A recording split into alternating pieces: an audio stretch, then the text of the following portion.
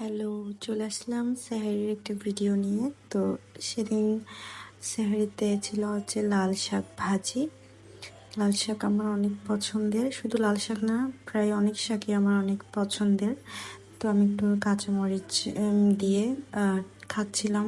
আমার লাল শাক অনেক মজা লাগতেছে, আর সাথে হচ্ছে রসুন, দেন অল্প একটু শুকনা ভাতের সাথে ভাজা মাছ নিলাম, কাঁচামরিচ দিয়ে খাচ্ছিলাম।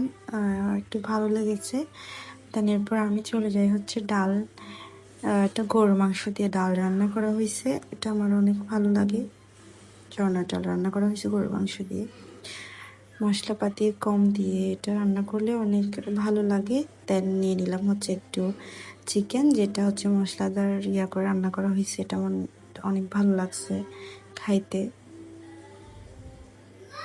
তো এটা ছিল হচ্ছে আজকে সাহারির খাবার।